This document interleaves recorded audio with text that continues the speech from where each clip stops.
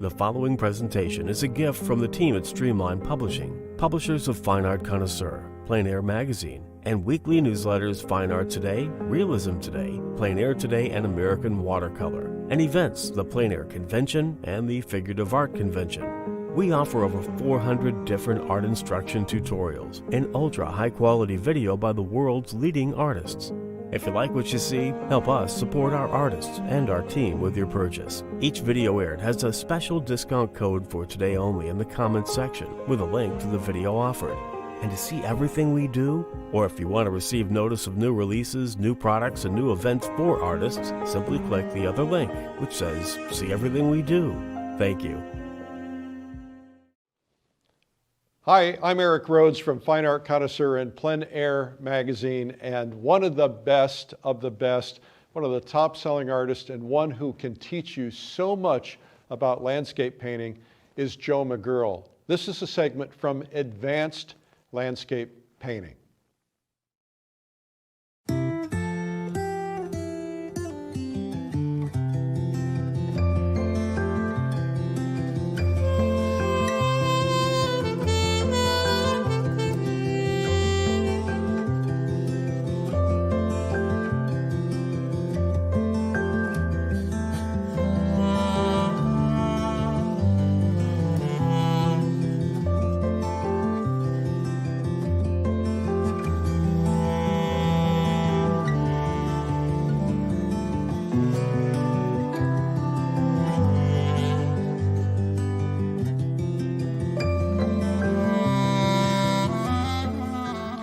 So I'm going to work today in a sketch that I painted out in the field, and I wanted to paint a very simple scene of a lot of sky. One of the issues I had though is I thought something a little more interesting would happen in the sky as the sunset, and instead it got a little bit less interesting. So I'm going to have to add a little interest.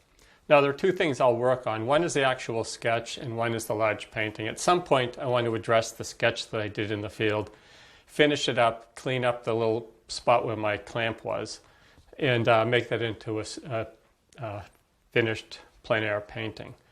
I'm not going to make a lot of changes because I don't like to alter my plein air sketches away from the scene very much, but there are a couple obvious adjustments I can make that'll make the sketch a little bit more interesting and a little bit more of a painting. I'm not going to do that until I get the large painting that I'm going to make from the sketch completed, or pretty much completed, at least blocked in. That way I know that this is what I started with and this is how I'm changing. It's a very conscious change and I'm doing it for specific reasons. I've also changed the proportions of the painting. So I'm going to have to make some adjustments to the composition and from the small sketch in order to fit this differently shaped canvas. But one of the things I loved about the sketch was this sense of spaciousness and just sort of the idea that you can go into the scene and go on through infinity. There's not a lot in the sketch. So my idea is to make it on a large scale and retain that sense of space, but also make it a little bit more interesting and make the composition work a little bit better. There are a couple of different ways I recompose my plein air sketches. One thing I sometimes do is if I'm going to make some major revisions, I'll place it right on the copy machine, press black and white copy, and I'll run off 5 or 6 different black and white copies of it. Then I'll get a black and white pencil and I'll recompose it on the copy that I just made. This is a fairly simple composition, so I'm not going to be using the copy machine to make these interim studies. I'm going to go right onto the canvas. So I'm going to start with charcoal, and charcoal is great because it's easy to wipe off and alter things as you go along. A couple of things I want to address is I have a row of rocks that go right along the bottom of the painting. I don't like it in the sketch, and if I've made this painting much, much longer, it's going to be this endless row of rocks on the bottom, so it's going to be even more of an issue. So I'm going to alter this shoreline a little bit and make the rocks end at some point and have it just go into water. And also make the line where the rocks meet the ocean not quite so uniform, a little bit more regular and a little more interesting to work with.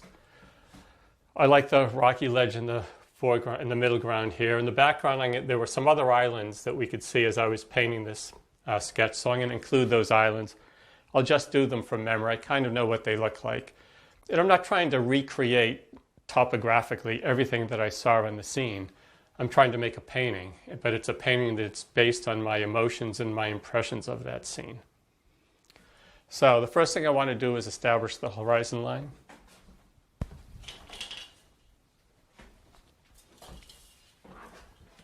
It's going to be a very low horizon. I want a lot of sky in this painting. And I'm going to have to make the sky more interesting than it was during the day that we painted it. So I'll put some more clouds in and maybe some more interesting clouds. But it's still going to have that same atmosphere. I'm not going to turn it into like a big thunderhead type of day, because that's not what I experienced. So I'm envisioning this as being the horizon line. And this island is going to be probably the main focal point along the horizon line.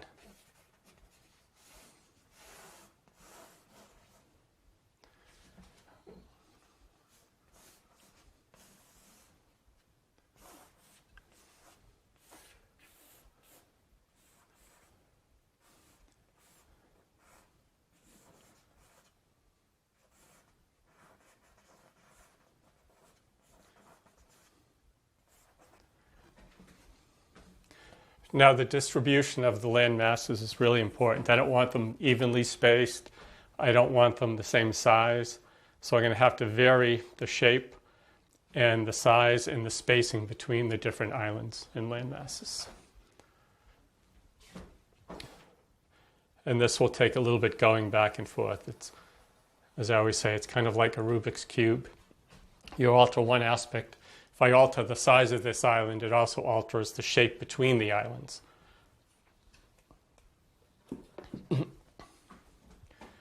And right now, this is too similar. This is too evenly spaced. So I can move this island over a little bit more, maybe. And then, since this is the coast of Maine, and there are tons of islands on the coast of Maine, I could put a little one way off in the distance.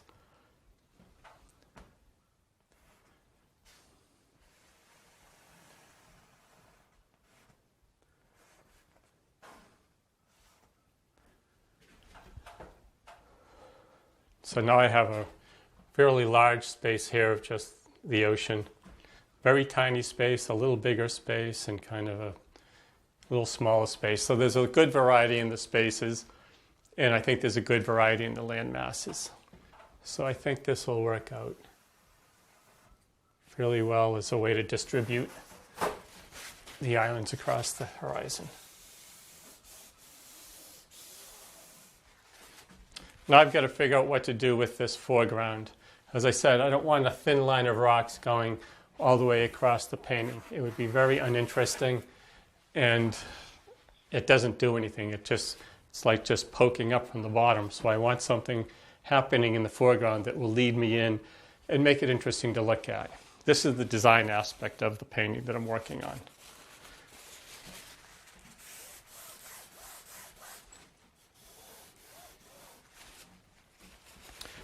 I still want to retain the geology of these rocks, though. I want them to be the same type of rocks that I experienced and saw and painted.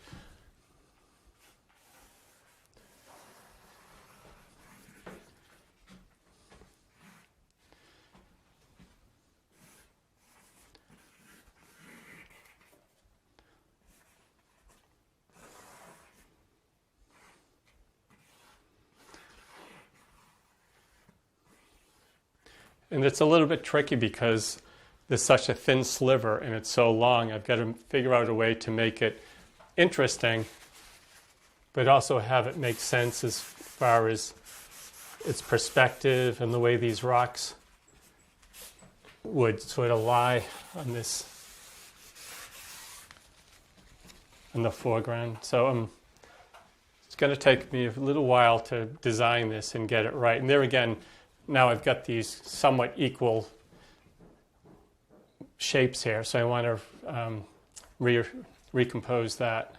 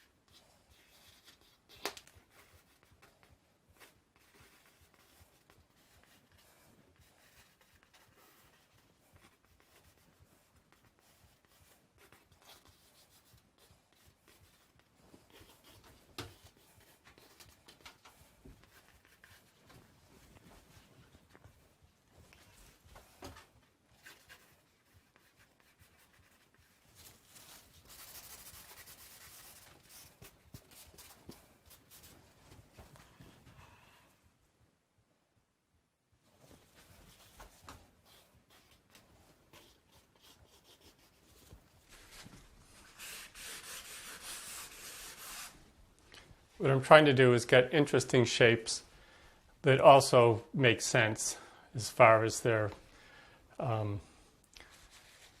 proportions and the form of them.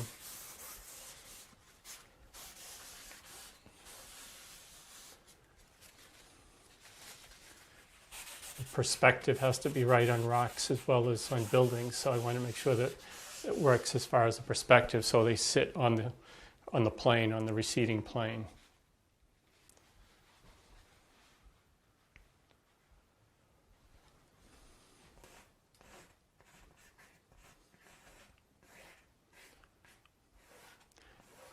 Sometimes I make these directional lines that help describe the plane of those rocks. And that helps me to be able to visualize them. I kind of like this movement here, coming in and swooping up into this little mini headland here.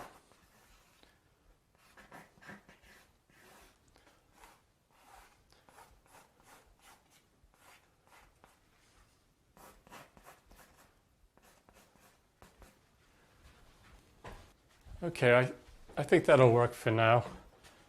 Then the clouds, in the sketch, I envisioned them swooping in, big cirrus clouds, and coming around to the right like a big hook leading you through the painting, but that really didn't happen as much as I wanted it to at sunset, but in the studio I can make it happen, so that's what I'm going to do. I'm also going to put down low in the horizon some small cumulus clouds that were there earlier in the day when I started this painting, and I'm going to have them in this painting too, and they're going to help lead into the big wedge of receding space that we have. These will be small and on the horizon, a little bit dark because they're kind of in the shade of the cumulus clouds that are up above.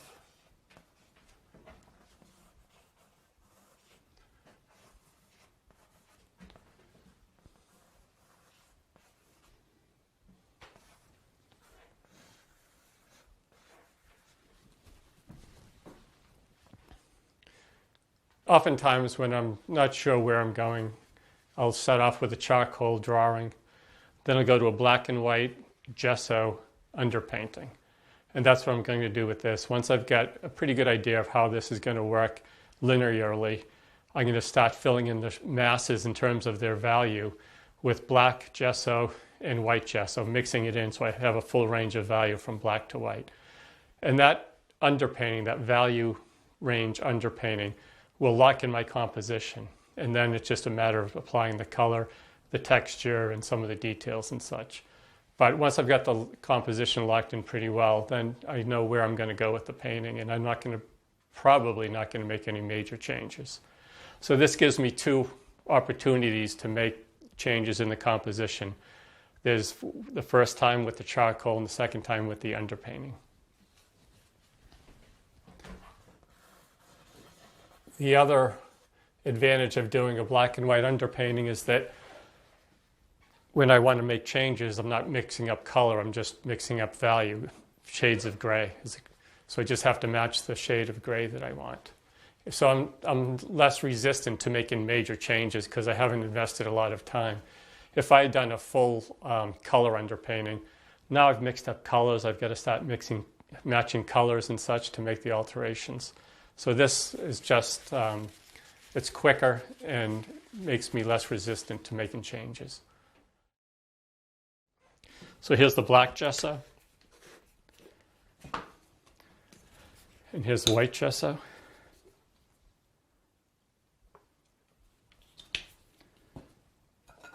Gonna need some big brushes for this. So I'll start with the big shapes and the big areas, and the biggest one is the sky. And I'm not going to worry about the clouds just yet.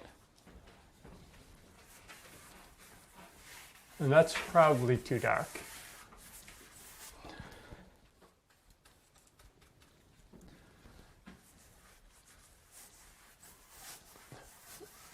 But I really won't know whether it's too dark until I get pretty much the whole thing covered, because when you're first starting out, it's hard to tell the relative value of something if there isn't a color next to it.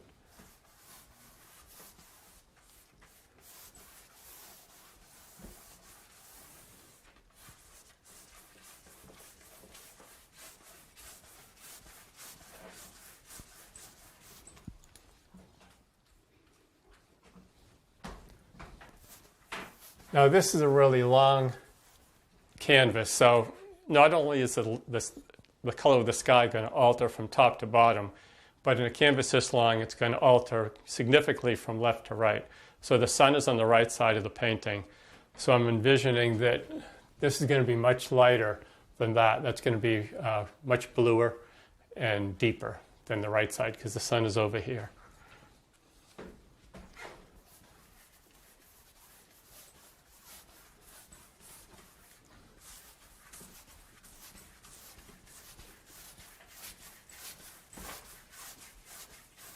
I don't want to have very many obvious brush marks in this sky. I want it to be fairly smooth. And I'm going to put some texture in the rocks, quite a bit of texture. The different elements in nature are so different as far as their characteristics go that I think that I should paint them differently too. So sky is made up of gas and dust and photons, and that's a lot different than a rock at our level of perception, at least. Ultimately, I guess they're all vibrating strings according to some theories. But our experience of a rock and of the sky are completely different. So not only should I paint them different in terms of their color, but also maybe their texture should be different too. So sometimes I do that. I'll make the sky sort of ethereal and smooth, and then the earth will be much more textural and kind of pronounced texture and volume. They'll have a little bit of volume to it. I'm going to make the earth elements thick. I'm a landscape painter. I read a little bit of physics, not that I understand a lot of it, but it adds a different element to my paintings, I think, and my thoughts and what I'm trying to accomplish with my art. And I think it's only natural that being a landscape painter, I would like to understand a little bit more about my subject matter. And that's what physics is, really. It's like our universe and how it works. And that's what I'm trying to paint, is our universe. And in my own way, try to understand how it works. And answer the big question, what's the meaning of life?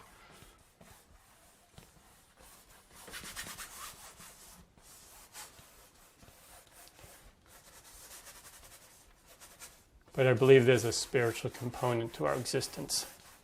And I want to convey that in my painting. But there's also a scientific aspect to our existence, so I want to convey that too. And I think ultimately the two join up somewhere.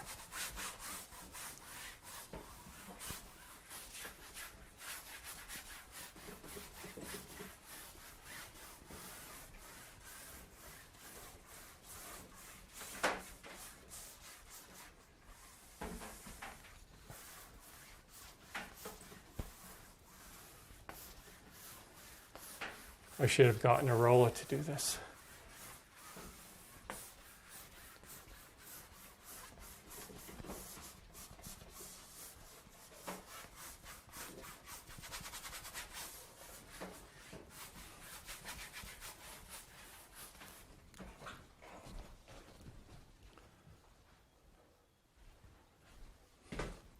Okay, the next biggest shape is the ocean.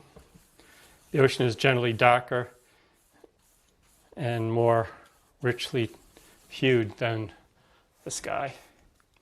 And in my sketch, the ocean is fairly dark, so I want to retain that darkness.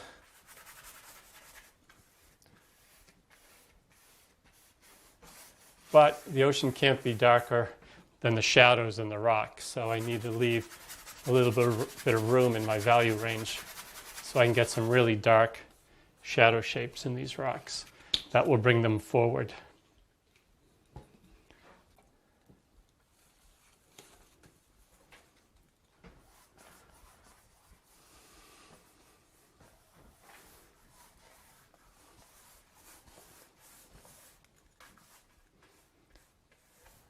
Now when I get to painting the ocean, I'm going to put some texture in it. And I have a secret weapon that I'll show you when I get to that stage that'll show you how I sometimes create the texture that waves have. Because a scene like this is this huge expanse of ocean, and it's covered with millions of little waves. I don't want to paint all those little waves, but I want to be able to recreate the effect of looking at all those little waves. So I've got this little tool that I bought at Home Depot, and it actually does a pretty good job of replicating the look of this endless sea of waves.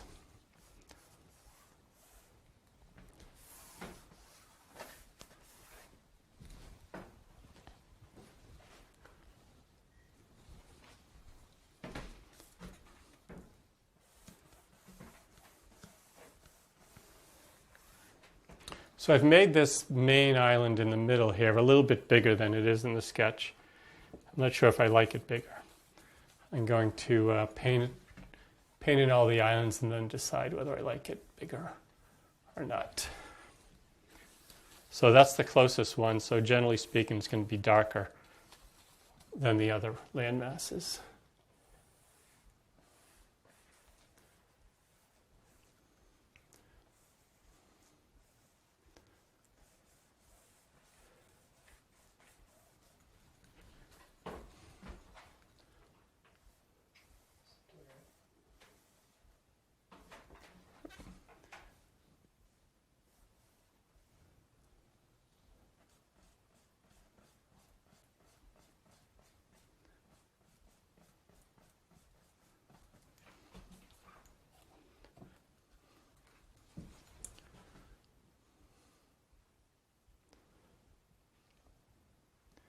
And move that closer. I don't want that to be equidistant.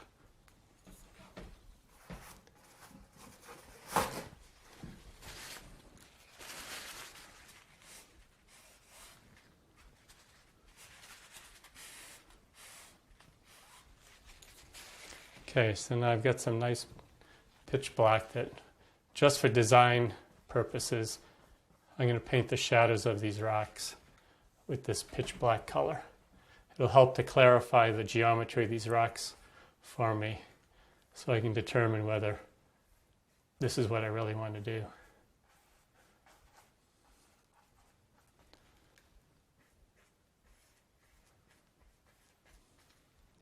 A lot of times these little happy accidents sort of happen, like I got this little wedge or sort of rectangular shape sticking up, and I envisioned, oh, there's the side of the rock and there's the top of the rock.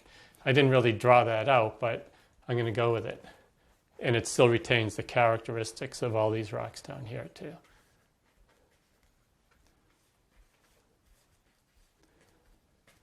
So I'm painting in the shadow side of the rocks. And with rocks in particular, unless they're these sort of round bouldery rocks, they're either getting sunlight or they're not. So every part of your rock is either going to be the sunny part or the shadow part. And that's going to determine what their shape is going to be.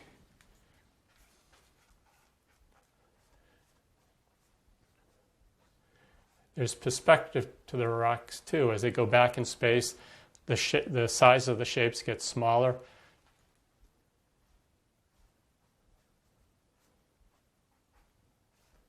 And they sort of stack up. So you get a series of semicircles describing the top of the rocks. And they get bigger, and you see more of the top of the rock as they're closer to you. But as your eye goes up, you just see sort of the very tip of the rock peeking behind the intervening rocks.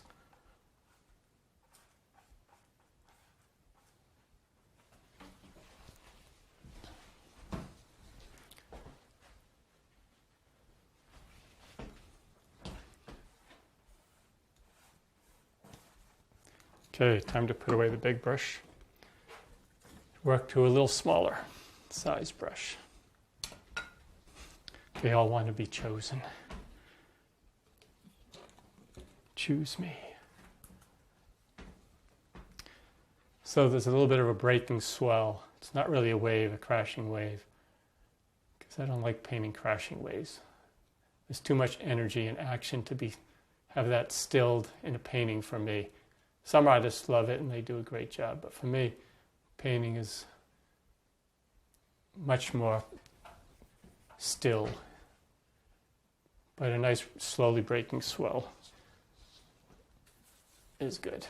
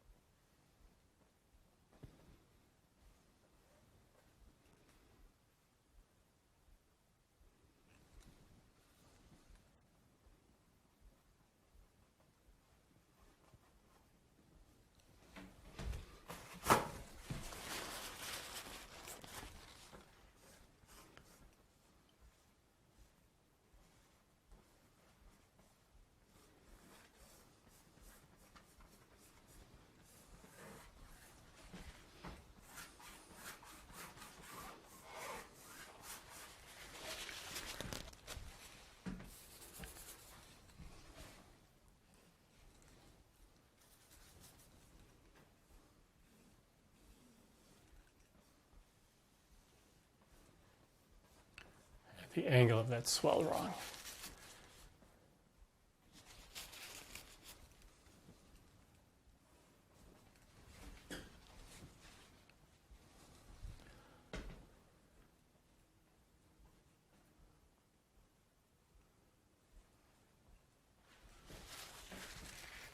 Okay, now we'll move on to these clouds, and that's going to be important to have them distributed in a sort of random way that also works compositionally.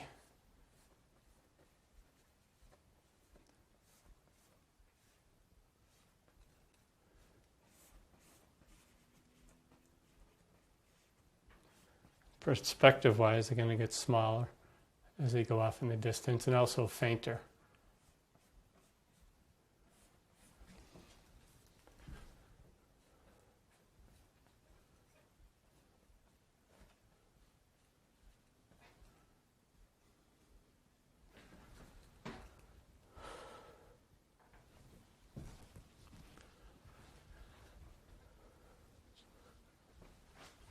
So right now it's a little bit too loop-de-loop, this line, and they all sort of go down towards this island. So I'm going to put a couple up here so it doesn't look so contrived.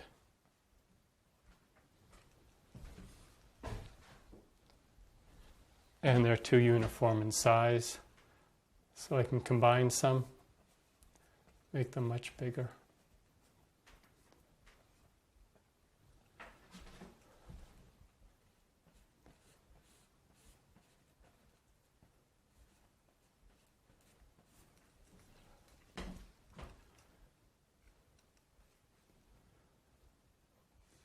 Have them overlap a little bit.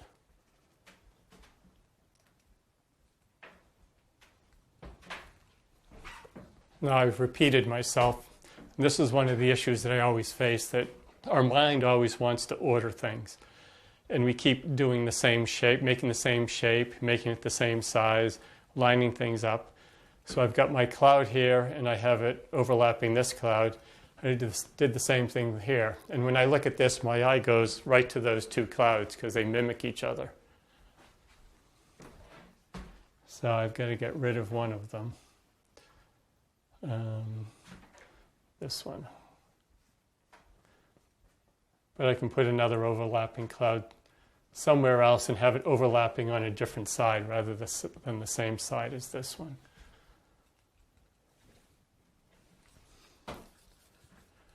Maybe this one up here.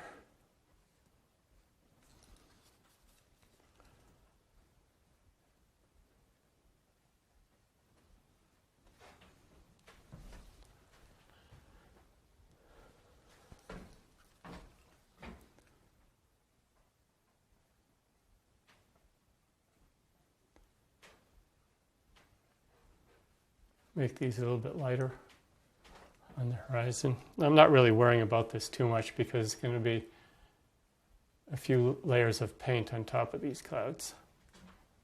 But just to get me thinking a little bit, sometimes I'll carry the end of painting along a little bit further than I would ordinarily.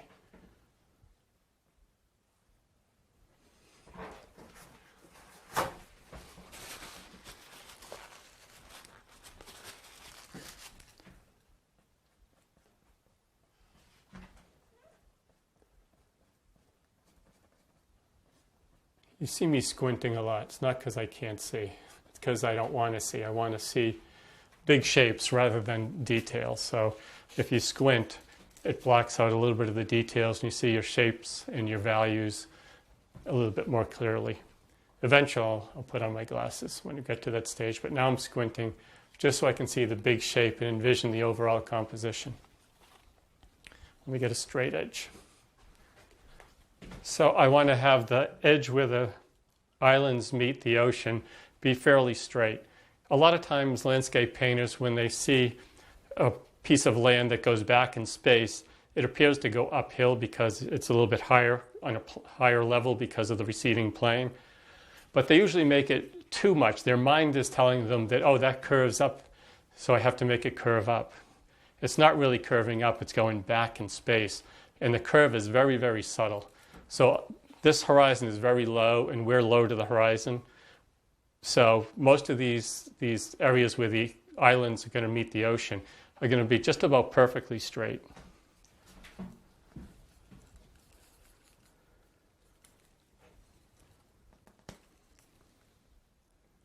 This is the closest island, so this will be a little bit lower than the other islands.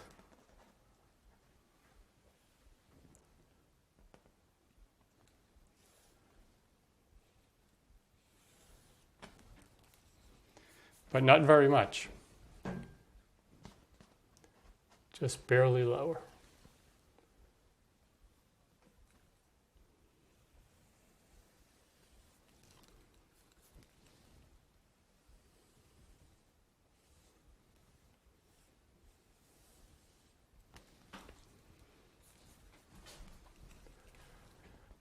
Now this last island on the right here, most of the landmass is going to be in shadow. So let me mix up just a little bit darker color for that.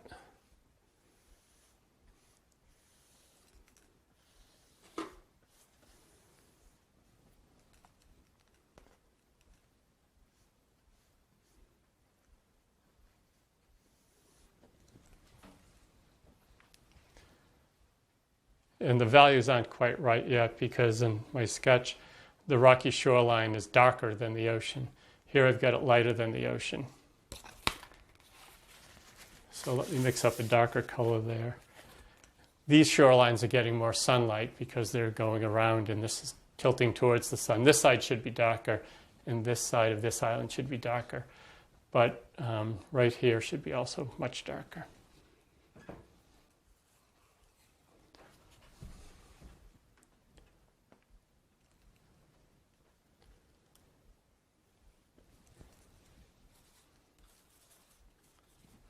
Darker, but not black.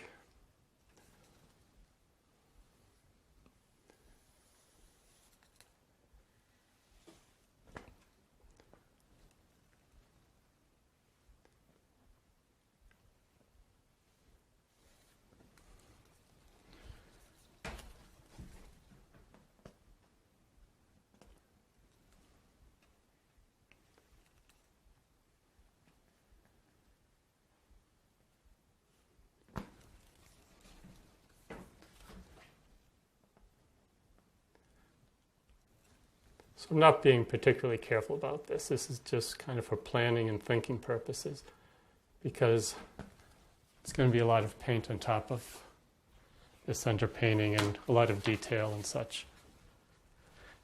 The next thing I want to do is try to design the clouds, this big cirrus clouds. They're going to be this sort of overarching big shape on the top of the painting. All right, so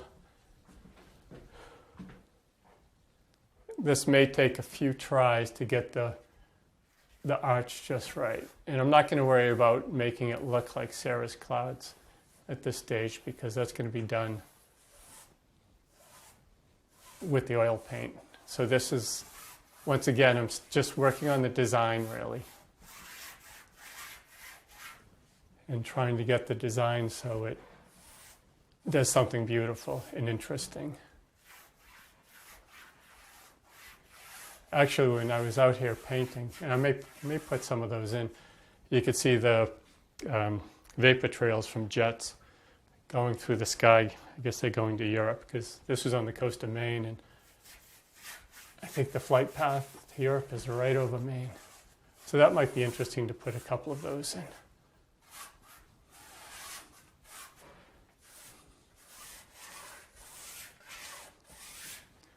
The key is to make the design really interesting, but not so contrived and sort of artificial looking.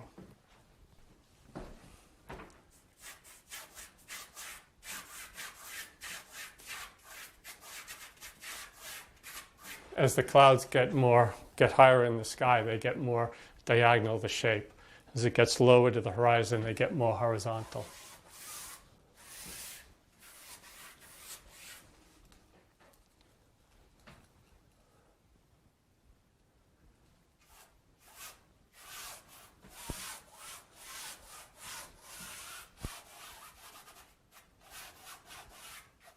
So if I make the lines of the clouds, the sort of the mass of the cirrus clouds, too horizontal, it doesn't look very interesting.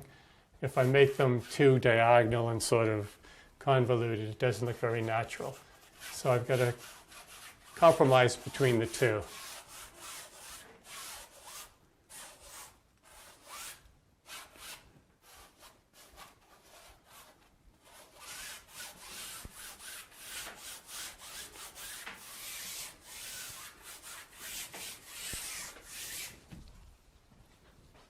So I don't like this negative shape here. It's pretty much the sides are parallel to each other. So let me raise this side a little bit.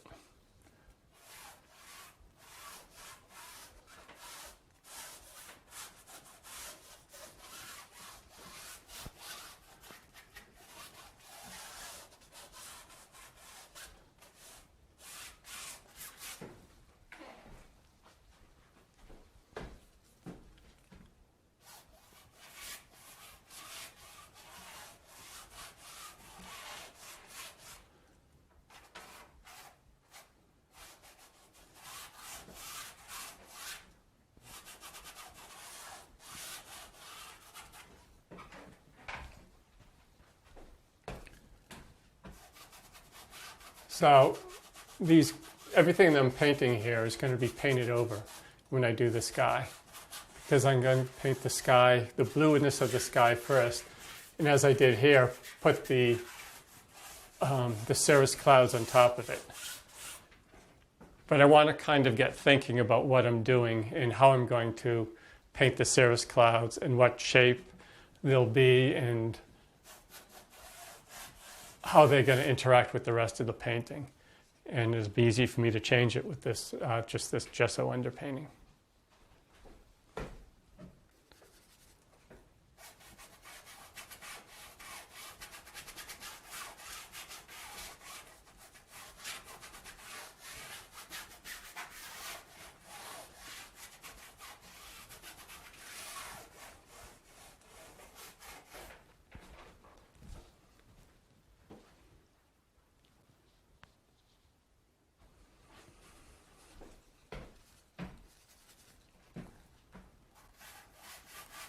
So I don't want to do this figuring out when I've got my nice blue sky on there and then I decide I've got a major flaw in the distribution of these clouds. So I want to kind of figure it out now, and if I'm going to run into a problem, run into it now rather than later on when I have a nice beautiful blue sky painted on there.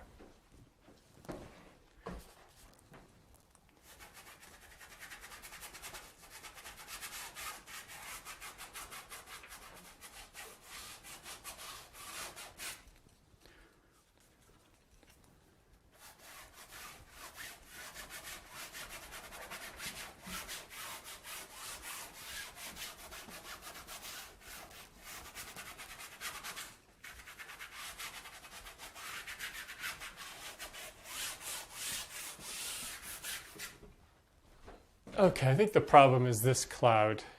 It's got this curve that isn't very beautiful. So I'm going to get rid of this.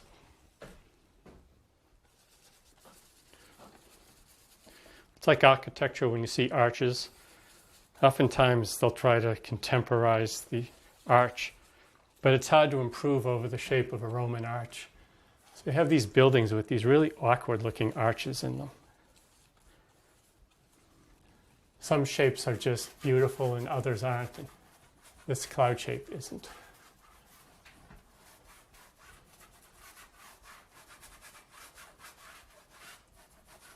Same thing with boats. I can't believe the shapes that some of these naval architects put on boats these days.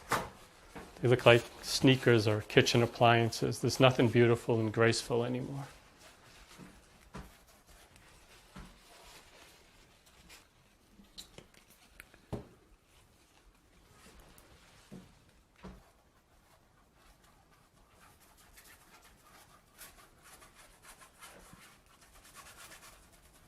So I'm going to break up this big long swoop of cirrus cloud I have and make it into two shorter ones.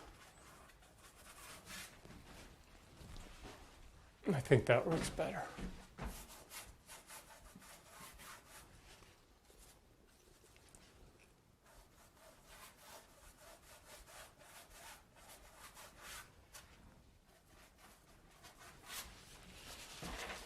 So the main sweep of cloud is going to be this one here.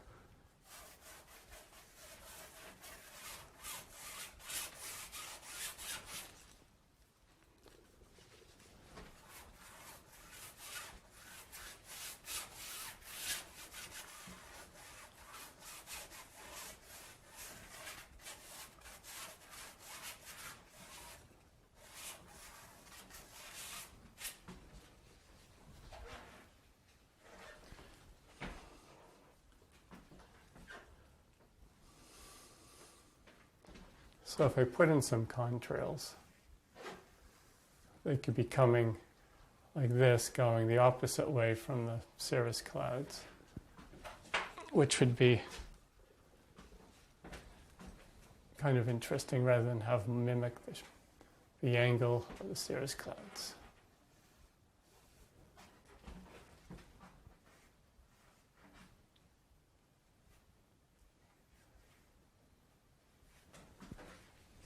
I kind of like those, so I'm going to leave them there for now. I don't know if I'll leave them all the way through the painting, but I probably will. I like it. And they were there, so it's truthful to what I witnessed.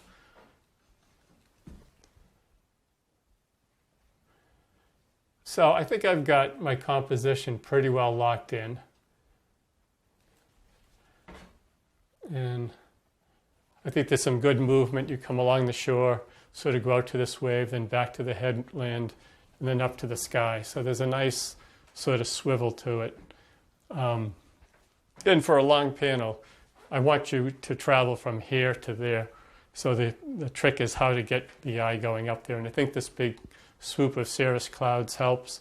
Then you sort of jump down to the activity here, and then the islands, the wave in the foreground are going the other way, starting here, everything in reverse. But I think there's a good movement throughout the painting. So the next thing I want to do is create some texture in these rocks in the foreground. And I could do it with oil paint, but oil paint tends to crack when you paint it on really thickly. And acrylic is a little bit more rugged. And I'm also going to be using acrylic gesso, which is pretty good in the flexibility department. If you've ever taken an old piece of acrylic that's dried in like your paint pot or something, you can really bend it. So I'm going to mix some acrylic in with a few jars of different mediums I have. One is glass beads, so it's like an acrylic emulsion with little glass beads, and what it does is it makes a really pronounced texture.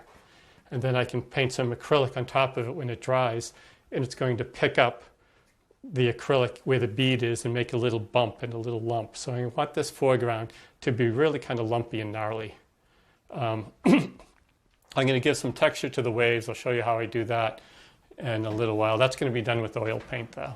There's not going to be a lot of texture, but there's definitely going to be a textural pattern to it. So let me mix in some of these beads.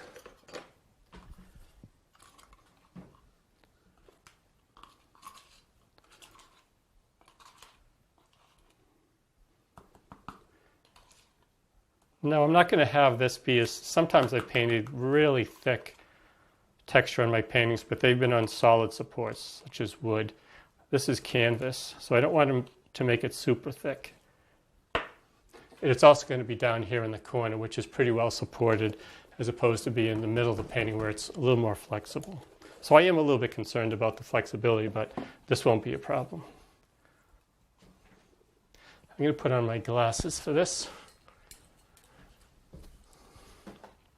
I'm also going to put the texture, generally speaking, a little bit more heavily where the sunlight is shining, because that's going to really pick out all the gnarliness of the rocks. And the shadow areas are going to be a little bit more smoothly painted, because in the shadow areas, the texture is less pronounced. It's all in shade, where in the sunny areas, the sun's hitting little bits of it, and there are parts that the sun isn't hitting. So it's going to be a much more pronounced texture.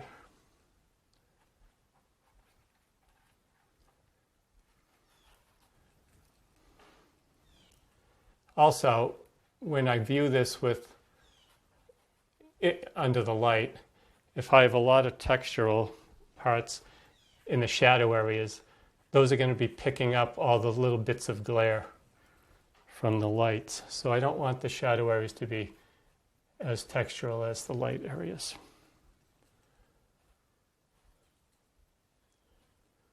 I'm just sort of laying it on really thick.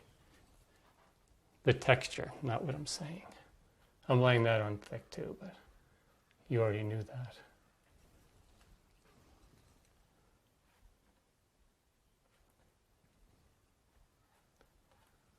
This is where the underpainting came in really handy, because I know where my sunny parts are, generally speaking, and where the shady parts are.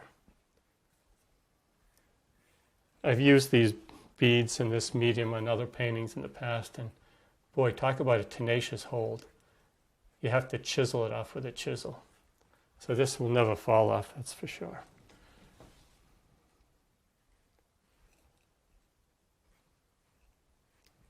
A lot of people, when they see my paintings, they're surprised there's so much texture in them.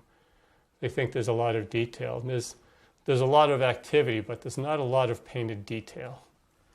I like to suggest the detail and create it with texture and glazes and scratching into the paint rather than painting it all with a little tiny brush.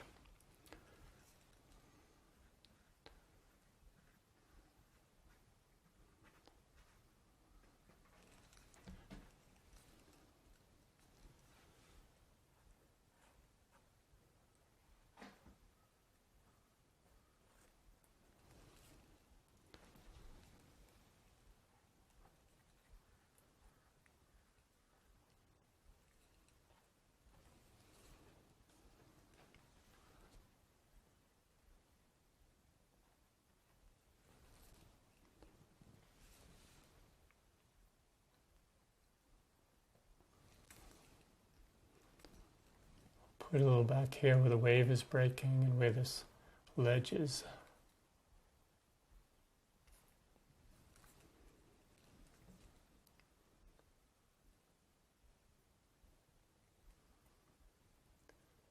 So I think I made the studio painting more interesting than the plein air painting.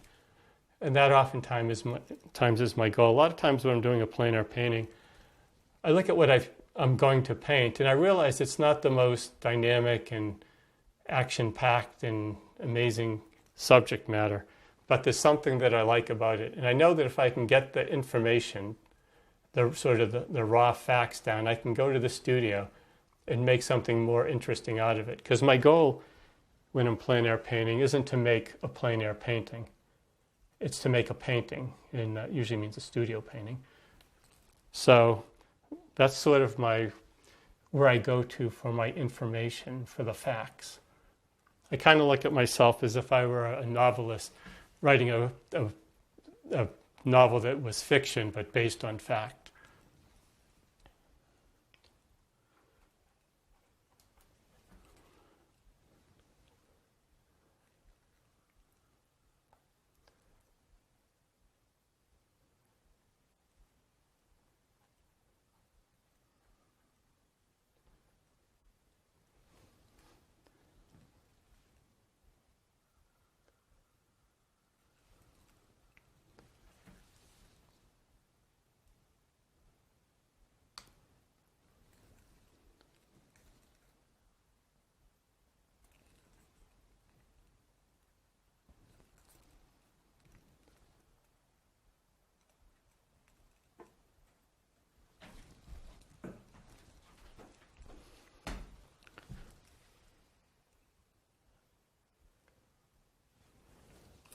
I also had kind of a cool idea for the frame for this.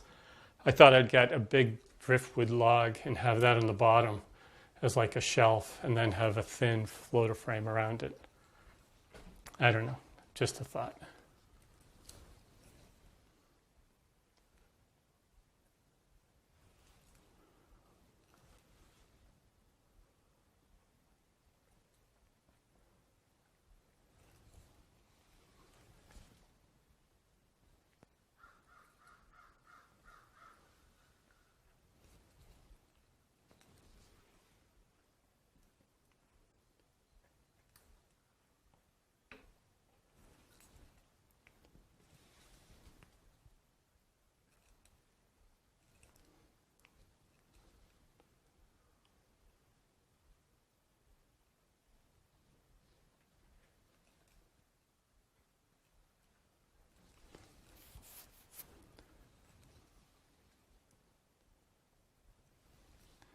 As this is drying, the medium is evaporating, so I'm putting another layer on.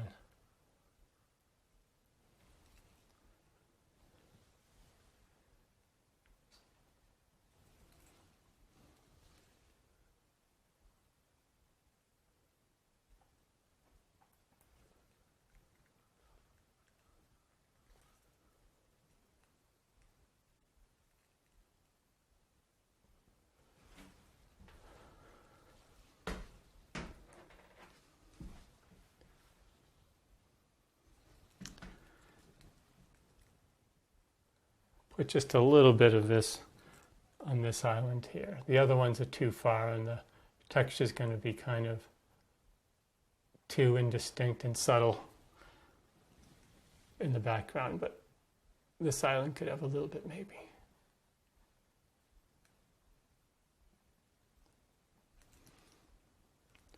When this glass bead medium dries, I can go back in with a knife and carve and shape it a little bit more to get the shapes and the effect that I want.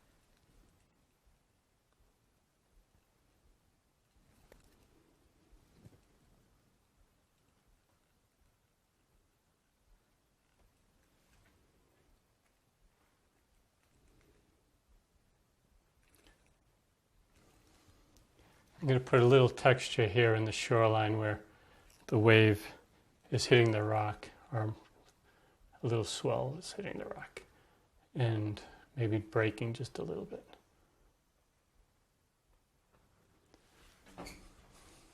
Okay, so now we're going to let this dry, and after it dries I'm going to go back in with some color and start putting in a very thin wash of color to try to start getting me back into the color scheme that I want.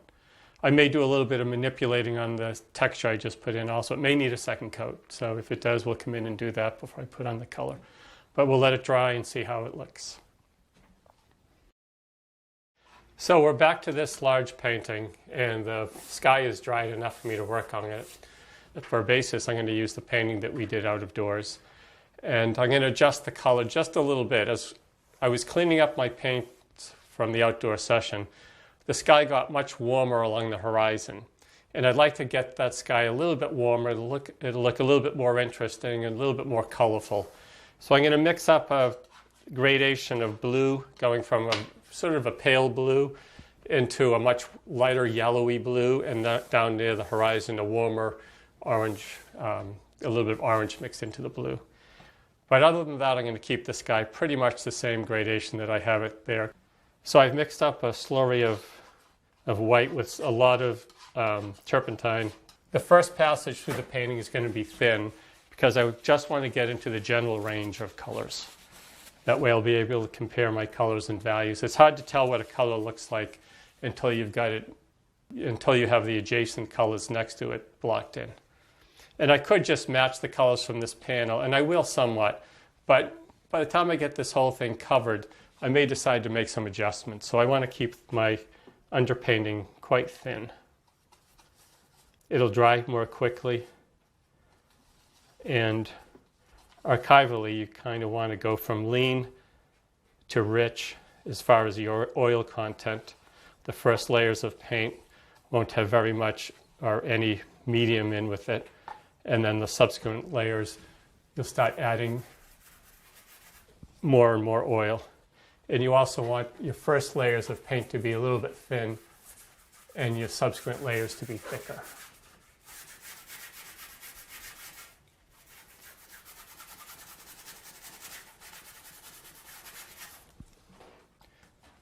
Just out of curiosity, let me put a dot on there, see how far off I am.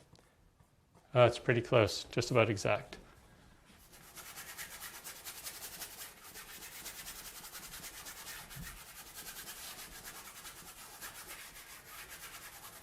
The other issue is when I put on the next layer of paint,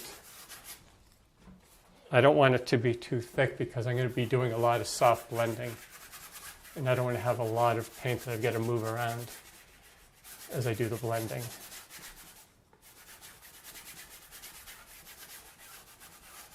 So if I get this layer pretty much covering the canvas, I won't have to worry about the second layer hiding the underpainting. As we move away from the sun, the colors get cooler in the sky. It gets a little bit cooler and darker.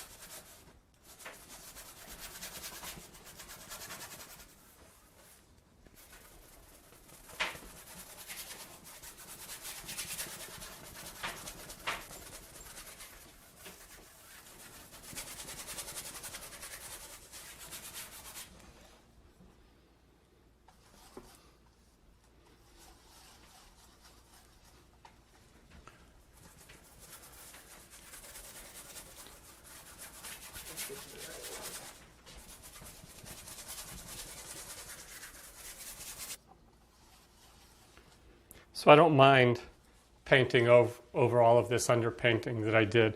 The reason I did the underpainting is to kind of try it out and things like when I had the repeating cloud shapes, when I paint the clouds on top of this sky that I'm painting now, I'll remember not to make repeating cloud shapes.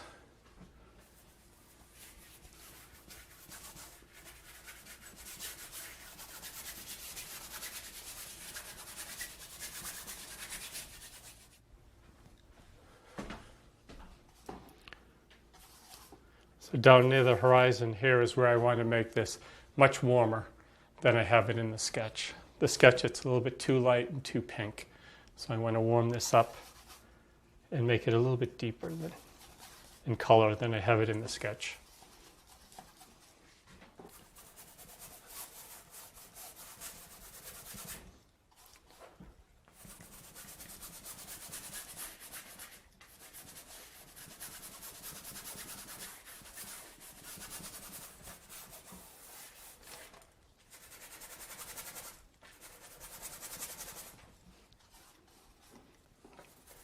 Now it's hard for me to judge the exact color of the sky until I get a base of color on the water. Right now the sky looks very high intensity in its coloration. It looks a lot stronger than I want it to. But that's because I'm looking at it next to all this massive gray. Also, as I blend the orange up into the blue and the blue down into the orange, since they're opposite colors, they're going to modify each other. So my orange won't be quite as intense and my blue won't be quite as intense. My final layer, I'm going to be much more careful about the blending and the application of paint. This is just to give me an idea of the color, and to get it so I don't have to paint. Forget that. This is just to get my first application of color, and when I put on my final coat, I'll be most of the way there color-wise, so I won't have to worry about it not covering well enough, since I have this nice base of underpaint.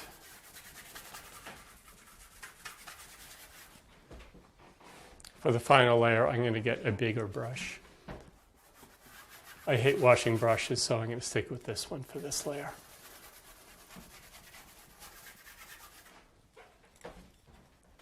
Sometimes down near the horizon, away from the sun, it gets just a little bit purple. So I'm going to do that and blend that purple up into the sky a little bit.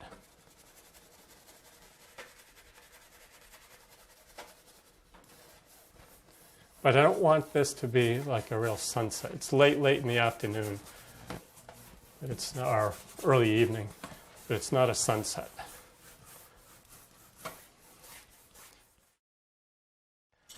So this is my tool for creating texture. It's a striating tool that decorative painters would use. They would paint the wall a solid color, then put a coat of glazing liquid with some color in it, and then drag this up and down the wall, and it would create this striated effect. It's little discs, and they have notches in them. So when I first got this and I used it, I put on a layer of paint, and I dragged this through much like you would as if you were doing a wall with the striated decorative painting technique. But the discs made this repeating pattern, and I didn't like that. So what I've done is I let the paint dry in these discs a little bit. I don't clean it very good. And that way each disc is unique. It makes its own unique shape. Some of the discs are fatter, some are a little bit longer, and every now and then I'll scrape some of the paint out to give some really thin discs also. So now I have a good variety of shapes. And when I drag this through the water, it has that striated effect that you often see if you're at the beach and you're sort of low to the horizon and there's just a mass of waves. There's all this texture. So rather than getting in there with a tiny brush and painting all the waves, or just sort of indicating them with sort of broad brush marks, I can use this without having to do a lot of sort of meticulous painting that really don't give the life and the energy that I see in water. This does a better job of representing that because I'm not in there painting each one, but there is a wealth of activity. So I'm going to take this paint that I've been working with. I put some liquid impasto with it because I want the paint to have a little bit of body. I want it to retain the texture of the tool.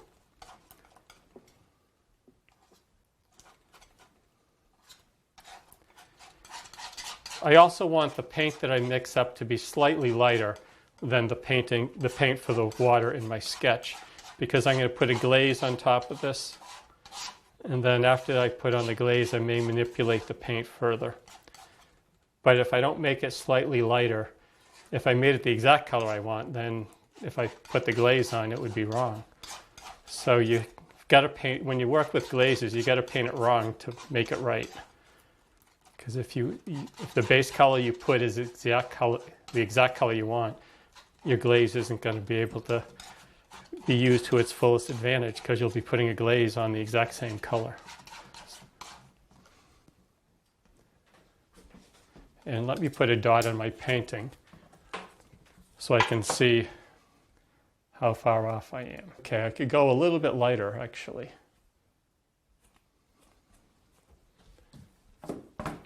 And not quite as vibrant. So put some white, a little black will gray down that color.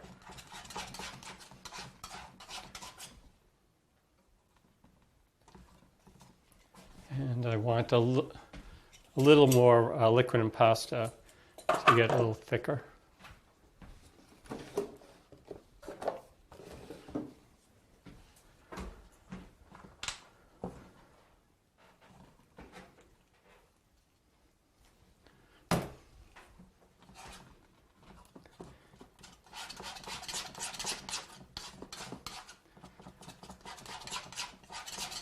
Now there are a couple of ways you can handle this tool. One way is to put the paint out, sort of smear it out, roll your roller in the paint, and then apply it to the surface like that. I've done that. Or I can paint the surface and drag it through the wet paint. Or I can paint the surface, drag it through the wet paint, and then get a soft brush and just blur the waves a little bit. I can also, if I'm up high, I can use it to show curved waves, how if you're up high, you can see the curvature of the waves as they come in towards the beach. So for this one, I'm going to paint the water with a solid layer of paint, and then drag the tool through the wet paint. Now the problem with this, obviously, is see how light I'm painting that? So that's not going to be helpful in me determining whether this color is right or not until I put the glaze on.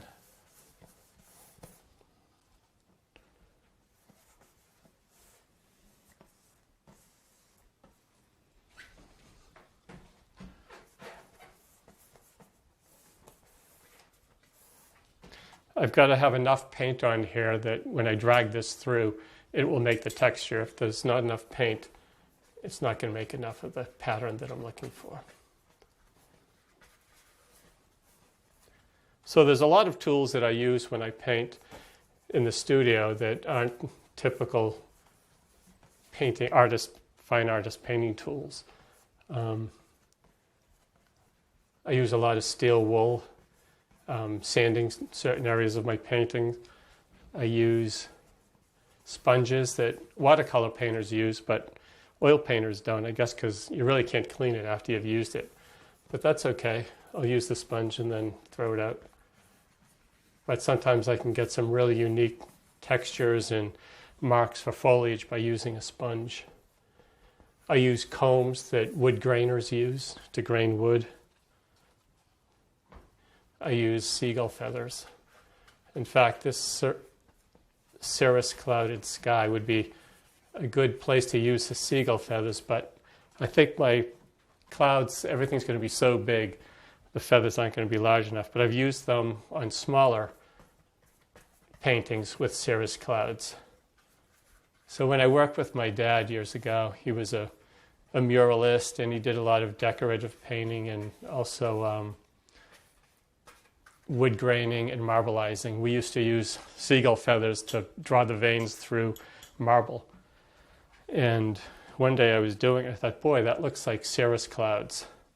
So at a certain point I thought I should try that. So I got some seagull feathers, painted a painting with cirrus clouds in it.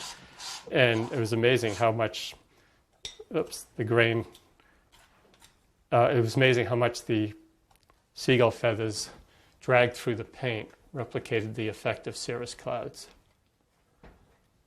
So then my mother-in-law and father-in-law they heard about it, they went to the beach. They brought me back an enormous bag of seagull feathers. I still have some of the feathers today. So I want to get the distribution of the paint somewhat uniform, so I don't have blotches where there is the pattern and other blotches where there's not enough paint to make the pattern. And I can control how big the striations are by how much paint I have on the surface. If I want to have really aggressive marks made by the tool, I can put a lot of paint on the surface. And I would do that if it was a much rougher sea and if I were closer to it. But this is a fairly calm ocean. In fact, after I use the tool, when it dries and I put on the glaze, I may have some calm patches where I'll smooth out the marks that the tool made. So I'm going to put on my glasses for this so I can see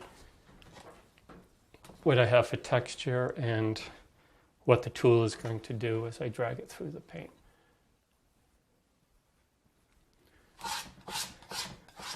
So I'm going to put the paint on a little more thickly in the foreground of the painting because I want bigger waves. So if I put on more paint, I'll have bigger indentations from the tool.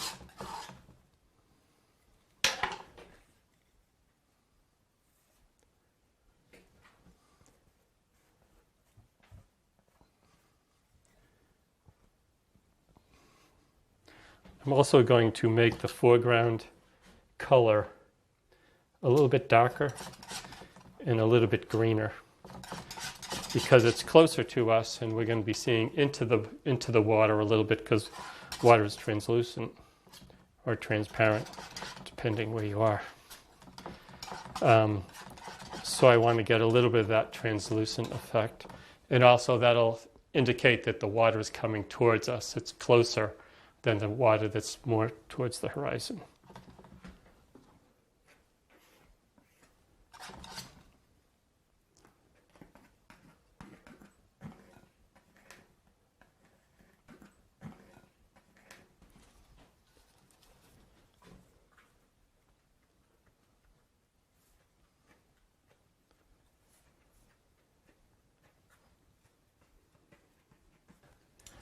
Okay, so let's try the magic.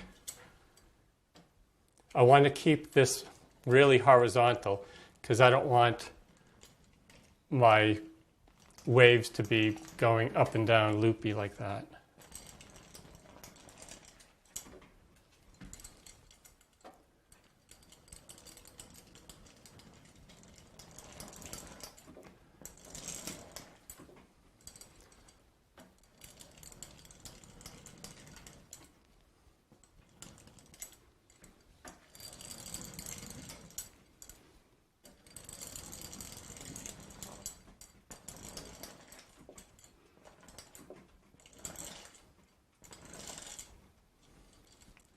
So here in the foreground, they're going to be a little bit bigger and more pronounced because I put more paint on the surface.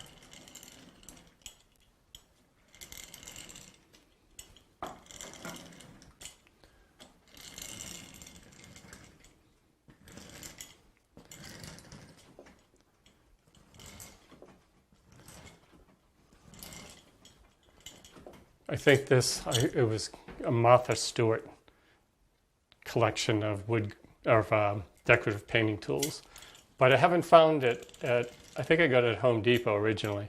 But if you go online and you looked at striating tool, you might be able to find it. Okay, so I think that went pretty well. I've got a nice pattern there that's going to replicate the ocean waves. I want to break up the pattern a little bit. So I'm going to get, especially in the foreground, I'll try a couple of things. Maybe the back of my brush. And just dragging it through here and there, making some bigger waves.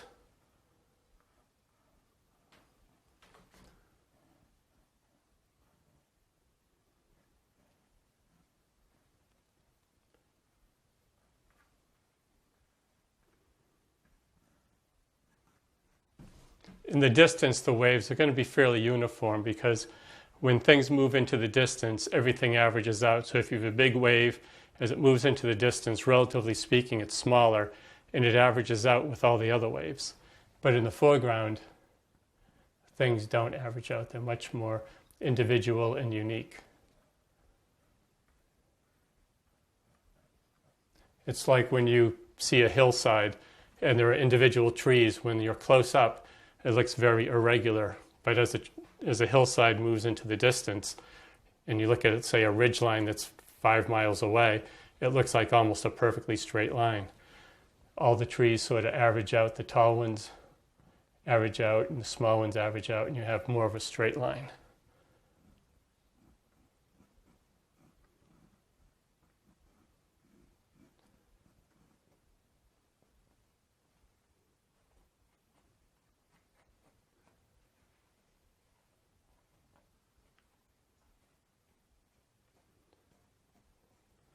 Further away you get from the ocean, the more pattern and rhythm you see. Like when you're in a plane and you look down at the waves, they look very rhythmic. But when you're sitting at eye level and looking right in the surf, they look chaotic and there's no pattern to it. So here in the foreground, they're going to be much more, the waves will be more individual and chaotic and random. And in the distance, they'll be more uniform.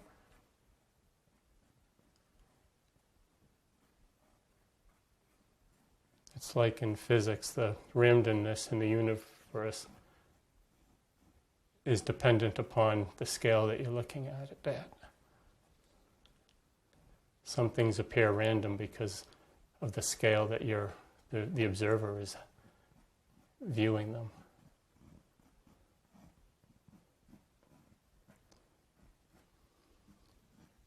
So if you change the scale, suddenly you see order rather than chaos and randomness.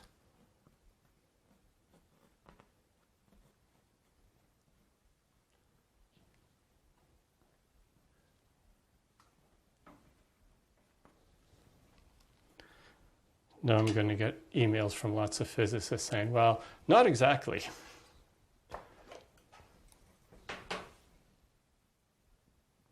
This is the rubber paint shaper or artist wipeout tool. I'm going to try this, dragging this through a little. There again, to give more variety to these waves that are close to me.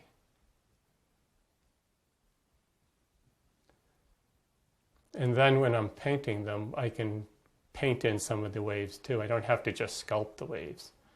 Some of them can be painted. So I'll have several different layers of texture and paint quality. There's going to be glazes, there's going to be impasto areas. There's areas that were made with the striating tool, there's areas that were made with the paintbrush, and now areas made with this rubber nib.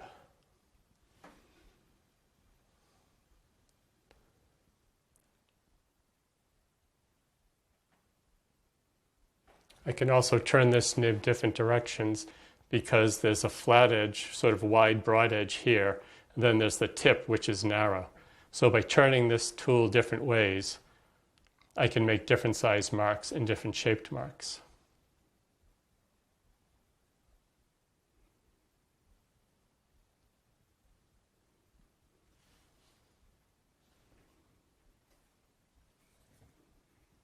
Go back to the back of it. As I get further into the distance, I want my marks to be smaller.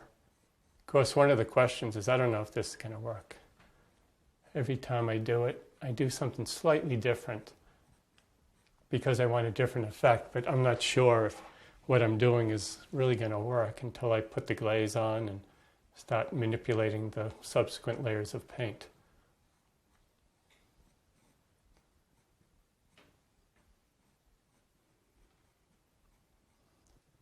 But experimenting and doing different things is kind of one of the things that, for me, makes painting fun, rather than doing sort of the safe thing that I know will work because I've done it a million times in the past.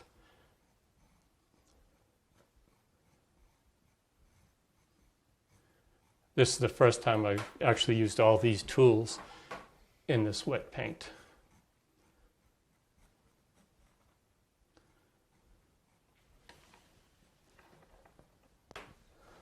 Let me get something even thinner in the end.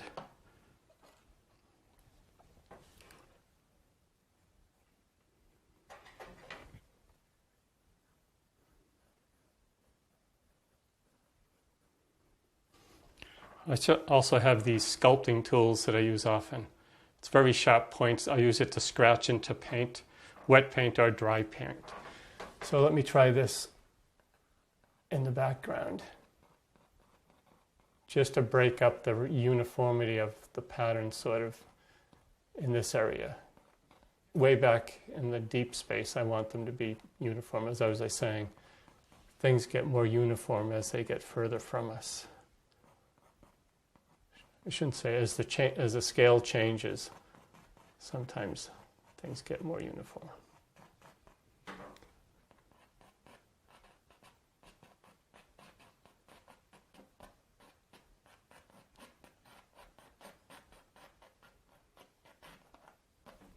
So I've got a big blob of paint over here, and actually I could use that for the top of that rock. But if I have any big blobs of paint that aren't sitting in space where they should be, I can knock it down with this tool. For instance, if there was a big, aggressive blob of paint back here, that wouldn't work spatially.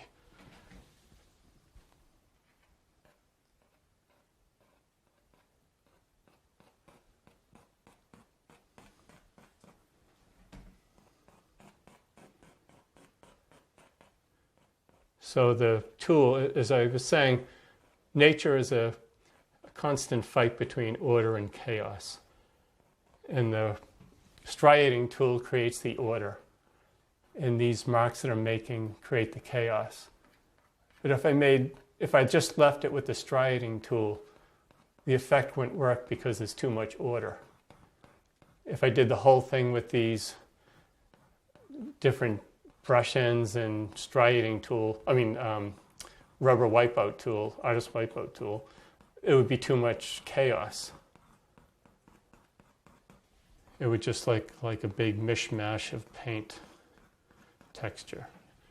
So I want to balance the two, the order and the chaos. And by using a tool that creates order and one that creates chaos, I can control that a little bit.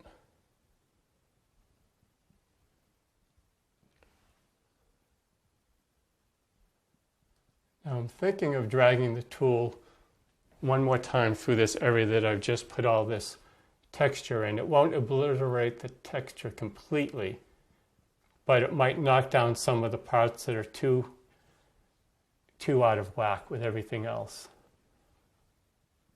If it doesn't work, I can go back in with all these tools and redo it. But let me try just one pass with the tool. Actually, it'll be two passes, one up higher, one down lower, because it won't fit one.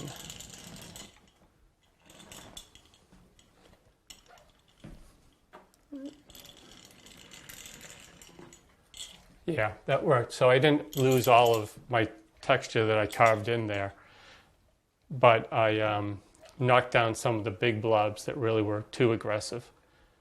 And yeah, I think that'll work. So the next thing we have to do is let that dry completely, and then we can go in with a glaze. actually paint the glaze and have everything filled in, all the cracks and crevices, then wipe it down. It'll pick it up off the surfaces, but the cracks and crevices will retain the glaze, and I'll have this two-tone effect, the deeper color and this base color showing through. I'll probably lightly sand it too, just a little bit, before I put on the glaze. That'll do a couple things. It'll help the glaze adhere, and it'll also knock down any lumps and big bumps that I have that are going to interfere with the effect that I want.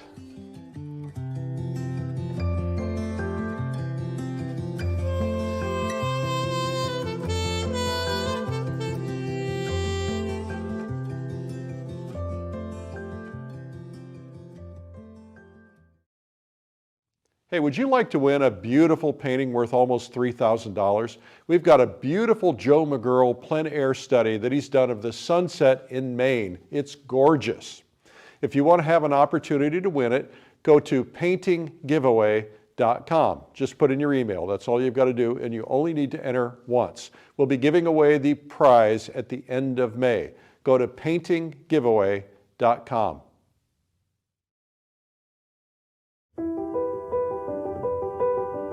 As an artist, you're on a journey to achieve at the highest possible level, to see your artwork reach the pinnacle of accomplishment, so that you're embraced by collectors who clamor to get your artwork in their collection. But practice alone will only take you so far, and if you're not careful, you'll be practicing bad habits that can stick with you for the rest of your painting life. And once you're stuck, you won't be getting as good as you could become. To make the leap to a higher level of painting, you need an advanced professional guiding you. A painter who is not only a proven success, but one whose work is considered the best of the best. Artist Joseph McGurl is known around the world as one of the finest living landscape painters on earth. His award-winning paintings are represented by the top galleries and owned by the top collectors. And his prices are among the highest in his craft, because he is known as the best. That's why he has the rare distinction of having been appointed as a living master by the world-renowned Art Renewal Center. Known for his paintings of glorious light and atmosphere, which have a feeling so realistic they come alive, his paintings draw the viewer into the scene. Now, you have a chance to advance your own painting skills by learning directly from this living master in this important new video course, appropriately titled Advanced Landscape Painting. This is a rare peek into the full painting process Joseph McGurl uses to create his magnificent studio pieces. You'll see nearly every brushstroke as Joe walks you through a complete painting that begins with the outdoor sketch on a rocky Maine shoreline. Then, while in his studio, he explains every step to you as he transforms that sketch into a large, fully refined studio painting. Artists at every level will gain important knowledge from what is offered in this 15-hour video course. And the better you become, you'll get more out of watching it again and again. Advanced Landscape Painting with Joseph McGurl is rich in valuable content, and one that you will treasure as it guides you to advance your skills. Available on both DVD and digital format to view on your computer, tablet, or smartphone. Be sure to order your copy today.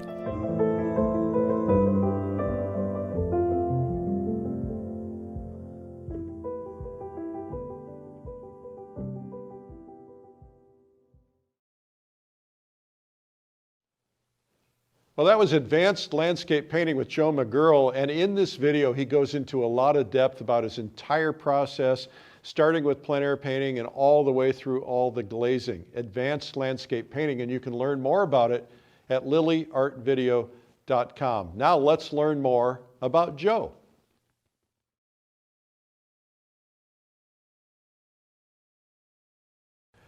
Well, we're here today with Joe McGurl, and we want to find out what makes Joe tick. So what is it? What's the answer to that great question? I guess it's passion for what I do. Since I was a child, I knew I wanted to be an artist. My father was an artist, so I grew up with that, and sort of in my blood, I guess.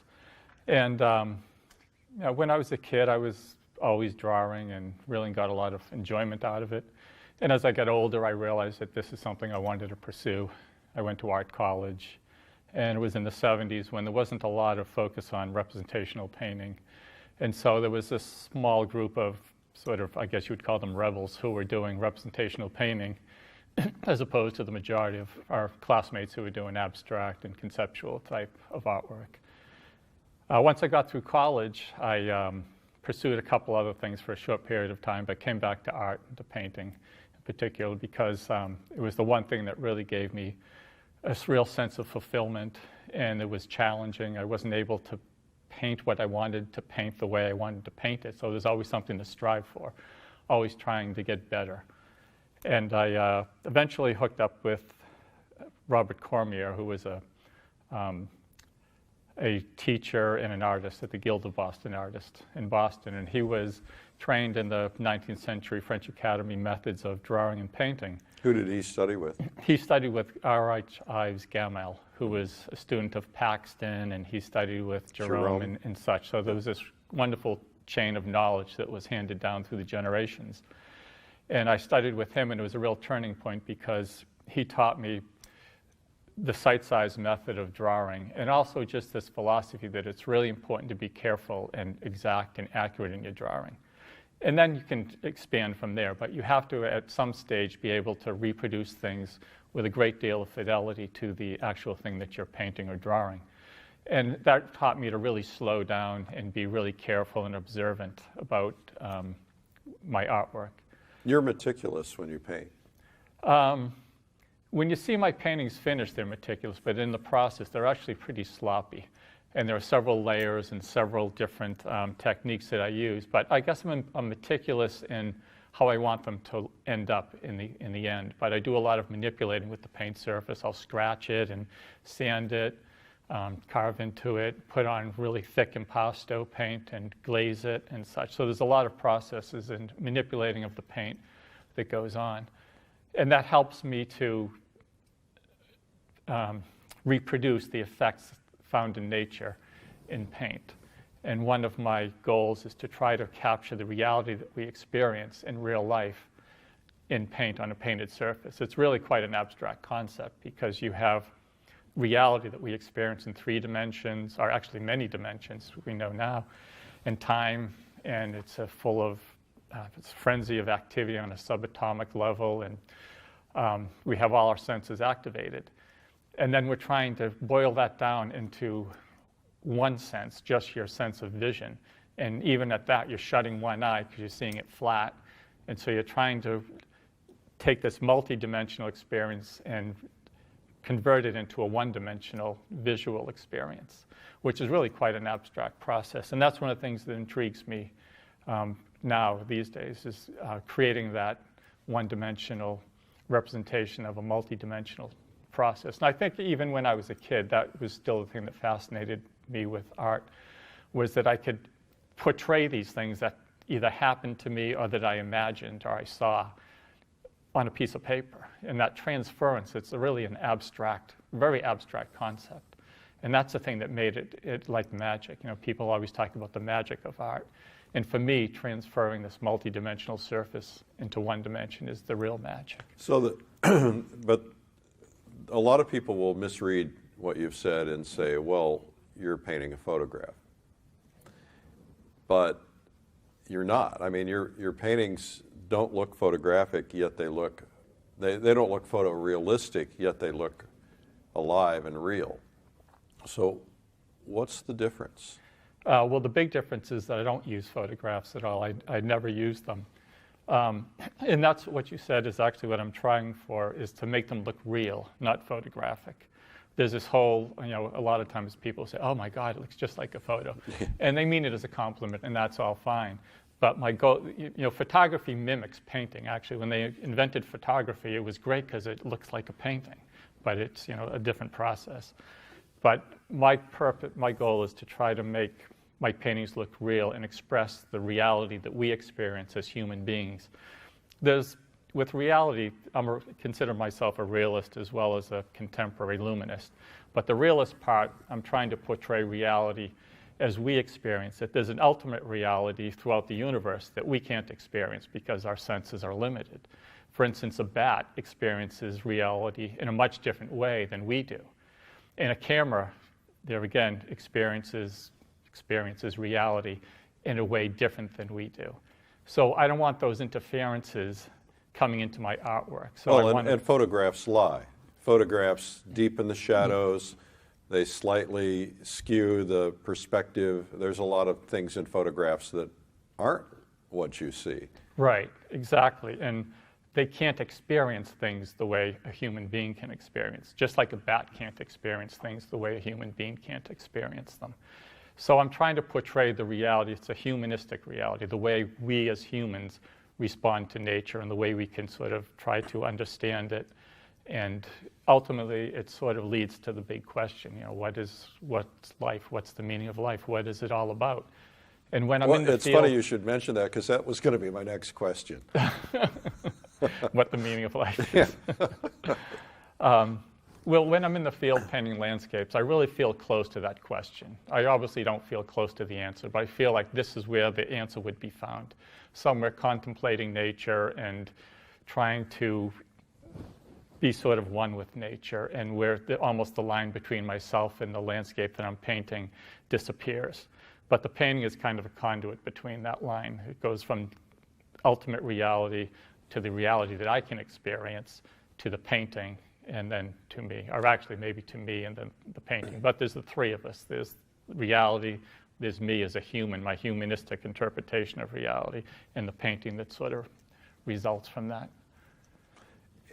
And for you, what is that experience? Obviously, we have this demonstration of you going through the process, but when you're out on your own and you don't have a camera following you around and the discomfort of all the lights and all the other things that go with it, what is your typical experience when you go out?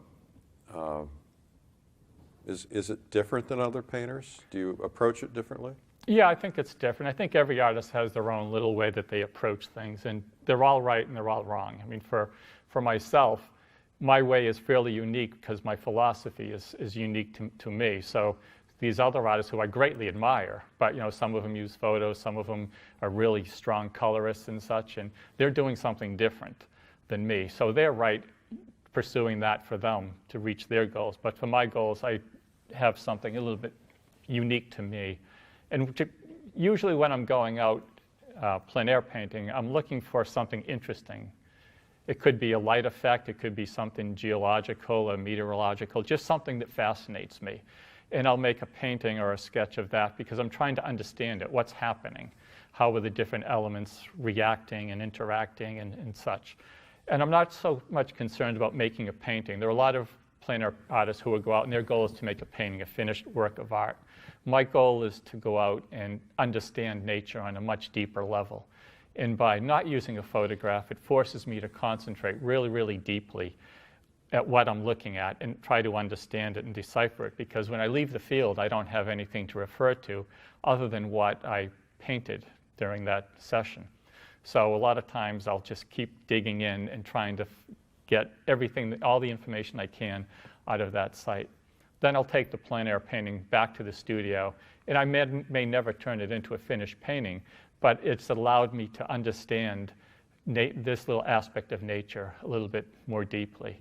And after doing this for 30 years, I've got this storehouse of knowledge of the different forms of nature, how they interact and how they work, so I can make things up. It gives me a lot of opportunity to be much more creative and imaginative, because I don't have to worry about, how do I make this look right and fit in the landscape?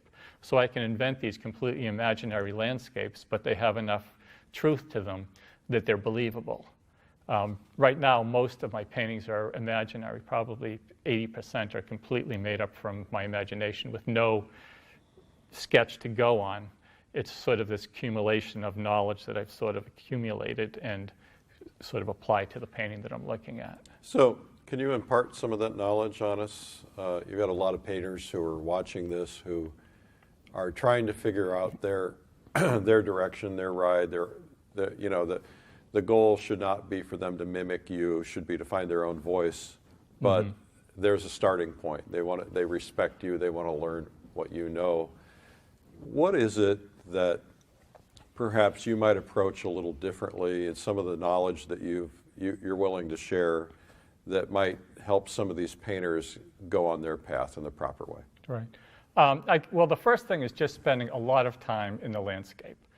And staying with one theme, I think, helps a little bit. For instance, when I find something that's interesting, if I find a location that really intrigues me, I'll go back to that again and again and do maybe a dozen paintings of that one spot, some drawings or whatever. But at the end of this session, I understand what I'm looking at so much more deeply than if I was going around and sort of painting these snapshots of a quick little painting here, another painting over there. So by this sort of intense focus, it allows me to concentrate really very deeply on sort of one aspect. And then when I think I've explored that enough, I'll move on to something else, or something else will catch my attention and intrigue me. A lot of times when I go on a painting trip, for instance, I'll spend the first few days sort of moseying around looking for different things. And eventually something will speak to me, and it just has this really strong presence. And I'll spend the rest of the time analyzing that. A few years ago, I went to Italy, and I found this stone structure, and I painted it from all different sides and different times of the day. And it was just a wonderful experience, and it allowed me to really delve into that much, much more deeply. Mm-hmm. On sort of a practical level, I consider myself a contemporary luminist also, as I said, mentioned previously, and that means that light is really important to me. So I'm always thinking about what the light is doing. And when you look at a landscape, you want to determine whether the objects in the landscape are in the light or in the shade. And it's sort of like never the two shall meet. So a lot of beginner painters in particular, they sort of have this fuzzy area in the middle where the light's on one part of the object, and then it turns into this sort of no man's land, and then it's in the shade. But if you look at nature, that half light is very tiny. It's a very thin sliver. So generally speaking, you want to look at things and say, is this in the light or is this in the shade? And I'm always thinking of that. No matter what I'm painting, in the back of my mind is always, what is the light doing? And the light. And that half light is typically, if I understand it right, typically more chroma. Is there a particular trick to that? They used to call it, I think in the Boston school, they called it the bedbug line. You're right, exactly. I think it depends on the object and the quality of light and such, whether it's more chroma or more value, but it is a transition. And one of the things I learned in the Boston school from the figure and cast drawing is that transition is very sharp. It's much sharper than most people make it. A lot of people, if you paint a ball, for instance, a lot of people make the transition from light to shade much too subtle and much too soft. But if you actually look at that ball, it's almost a very hard line with just the edge of that bedbug line shade in half light and softened. So I think being aware that objects are either in the light or in the shade helps a lot. And also it helps to think of the form also, because the light is describing the form. Without the light, you have no form. For instance, even on a cloudy day, suddenly the form begins to dissolve. So if you're painting on a sunny day, the light is going to help enhance the sense of form. And there again, we're painting a flat object, and we're trying to convince the viewer that it's in 3 dimensions. So by increasing that sense of light and paying real close attention to the sunny part and the shady part and a little bit of a half-light part, we create a greater sense of form, which creates a greater sense of depth in the painting. So that's the other thing I'm always thinking about when I'm painting something is the form. For instance, a cloud, a rock, and a tree all have a similar form. They're sort of these maybe oblong objects with a top and a front and sides and a bottom and a back. The only difference between them are the details and the actual sort of surface of them. But generally speaking, they have the same overall form. So you always want to remember that there's a form to everything, and that helps give you that 3-dimensional quality that we're looking for. So everybody has to go through a learning process. Everybody has to go through a lot of bad paintings and a lot of bad drawings, and there are no shortcuts. Right. But if there were any, what would they be? Oh my gosh. Well, I guess I think the first thing that people struggle with is just trying to make things look real. And you're right, there are no shortcuts. The Plein Air Painters of America group that I'm in with, we talk about admitting new members, and all the members seem older, and we don't have any young members. And it's because it takes a long time to be able to do this at a high level. every now and then you'll have an aberration like Sargent, who seemed like by the time he was 15 could paint amazingly. But generally speaking, it just takes a lot of hours and a lot of time put in the field to be able to paint. And I wish there were a shortcut, because I would still like to use it. I think the first thing you struggle with, though, is just trying to make things look real. But you're not really a professional until you've reached that level where you can make things look real, and now you have something to say. And art is communication, and it's communicating an idea. So there has to be some type of an idea behind your art to sort of give it a purpose and give it a meaning. Otherwise, it's just sort of a beautiful rendering. You know, everything looks very,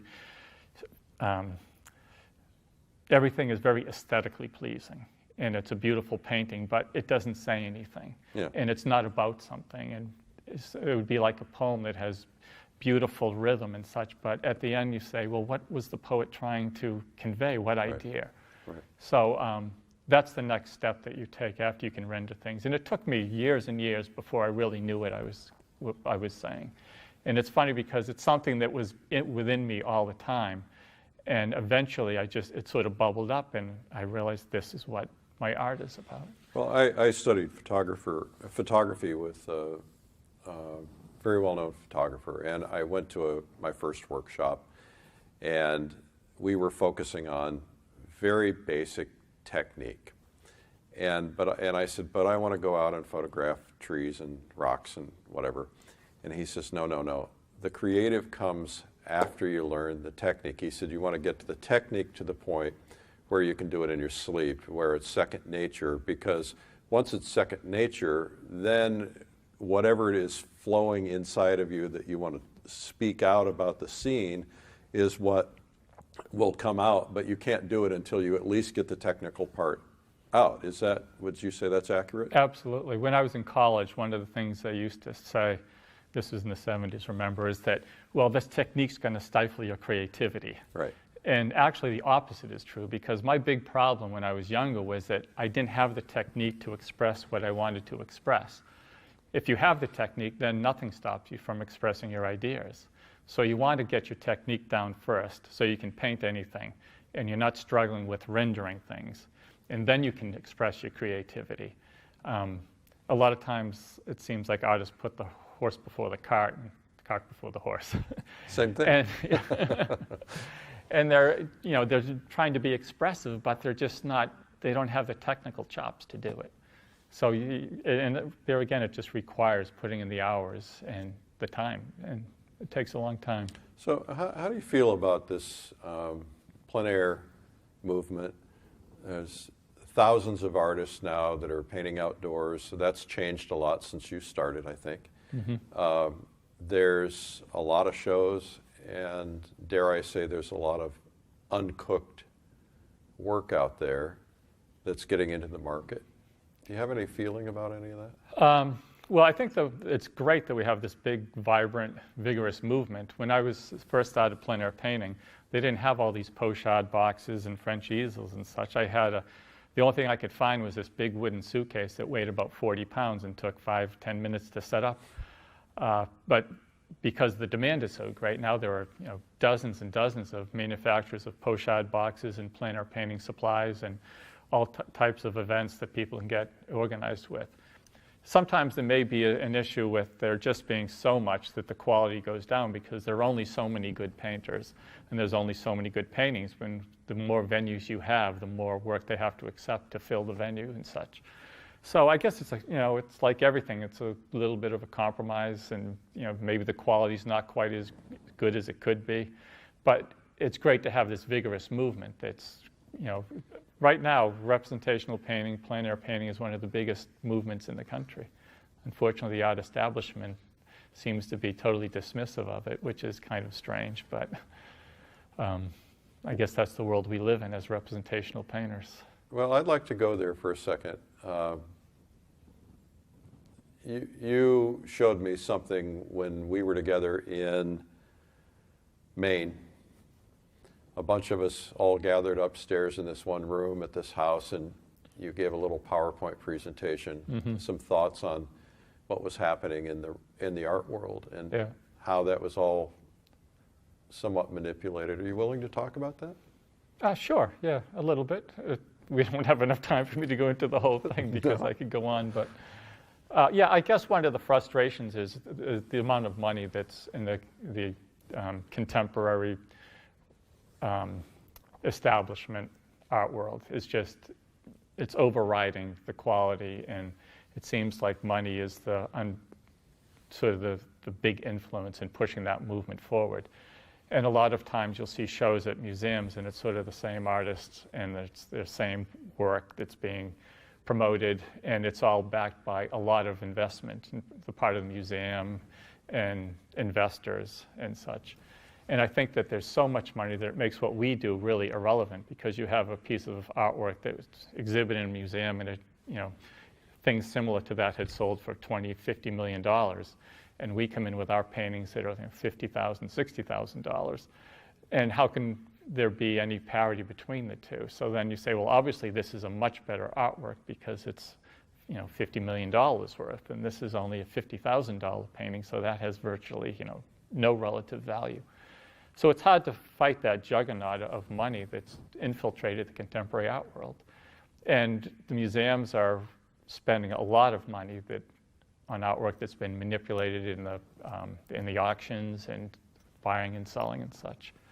So I think it's frustrating as representational painters to try to fight that and somehow find a way to make our art somewhat legitimate in light of the money that the contemporary artwork is, that world that they're sort of delving into, which is why does it matter? Why does it matter if we fight it? Because obviously there's nothing wrong with money and making money as a painter, and it'd be great to be able to get 50 million or 20 million for a painting.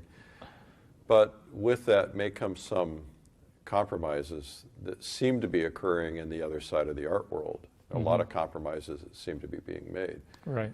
And I would think someone like yourself wouldn't be willing to make those compromises over money alone. No, and I don't think we want to get $50 or $60 million and have our paintings being manipulated by investors and auction houses and such. But I guess what I would like to see is at least some acknowledgement that this huge movement is going on. Right now it's the most vigorous art movement in the country, and it's completely ignored by the art establishment. And one of the reasons is because the money that the art establishment is entangled with is such a big nut for us to crack that we just can't make any headway into that whole world. And art shouldn't, it isn't about money for most of the artists that I know. It's about doing something that they love. Obviously we need money to survive, so we have to sell our paintings and such. And I don't have a complaint with even the money that the abstract painters are making at all. That's fine. It's just that it's this roadblock that we're up against.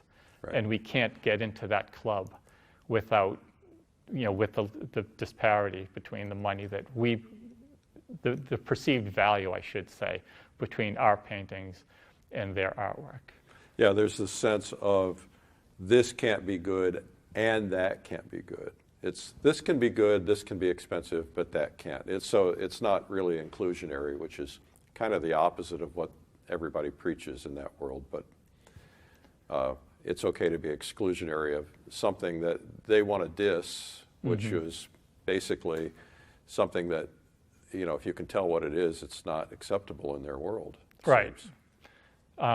It's where the Impressionists were in the 1860s, where, in those days the establishment wasn't accepting their artwork, and basically the gallery auction houses and the galleries, the auction houses, and the museums are the salon of the 20th and 21st century, and we just can't get through the door, just in the same way that the Impressionists couldn't get into the salon in the 1860s. We're the revolutionaries now. That's right. And this is the type of art that people respond to, and museums are supposed to reflect the society. One of their aspects, one of their functions is to reflect the society that at a certain period of time. And if you, in a couple of hundred years, if you look at what the museums are collecting, you would say, well, there was no representational painting going on in America at all, right, because they don't have any of it. So in a way, it's doing a disservice to future generations, because they will assume that all of the American art appreciating public where they were buying Jeff Koons sculptures and Damien Hirst and such. Sharks. When there's a very small segment of extremely wealthy investors who were buying those. But the public at large and art lovers at large were not buying them. They're buying them, putting them in storage, waiting a few years, bringing them out of storage, and hopefully selling them for more money. Absolutely. Most of that, a good part of that work ends up in storage till it comes out again after it's appreciated enough. Yeah. Anything else that you would like to share with the people on this DVD that you think might be helpful for them to know or understand? I think that you have to have that passion that I spoke about earlier in order to really blossom and to move forward in the art world. You can, if you want to be a hobbyist and you dabble with it and such, that's great. And there's room for that too. But if you have that passion, it's sort of something that comes out of you and you find that you have to do it all the time. And I paint all the time. I probably put in about 100 hours a week at the easel. And it's because I love it. It's the thing that I love to do. And if there's any way I can get more painting time in, I always try to find that extra few hours or extra few minutes. Having a studio in the house is great too because I'm at home with the family too. But I think it's following your passion, putting in the hours in the field, making intelligent decisions and thinking about what you're painting and why you're painting it. There's sort of three different elements to my art. There's the empirical, the rational, and the humanistic. And the empirical is the stuff that I see when I'm out painting a landscape. I'm observing things and I'm recording them. Then the rational is something I do back in the studio where I reinvent paintings, but it's all sort of because of the knowledge I've gained. I can say, well, if this rock is going to be in this position, there's going to be another rock here, and there's going to be a beach section here and a tree up there. So I can think logically how the progression from shoreline to upland would go in a landscape. Mm-hmm. So I'm making that up, but I'm making it up based on the empirical observations I had in the field. And then the final element is the humanistic aspect. It's what I bring to it, which the thing that makes the paintings unique to me. There's a lot of flaws in my art and there's a lot of strengths and such, but it's all part of me. And back to the camera thing, I would rather have my flaws, but also it be going through my filter rather than have this photographically accurate depiction of what I'm doing. So the more direct connection I can have to the subject, I think the more of myself is put into the painting. Where if I had a photograph, it would be going through the filter of the photograph and then back to me. So I think that, yeah, that's probably maybe my last thought. Well, thank you for doing this today. Thank you for having me. It was a pleasure talking to you.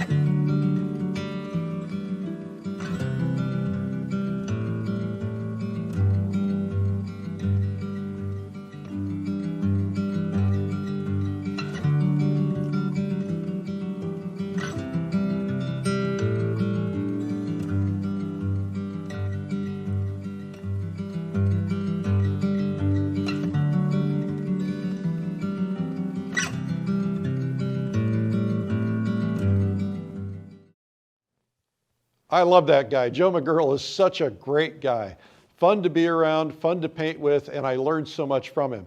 That's from the video Advanced Landscape Painting with Joe McGurl, and you can learn more about that at lilyartvideo.com. Make good use of this time. You'll never get it back. I'm Eric Rhodes.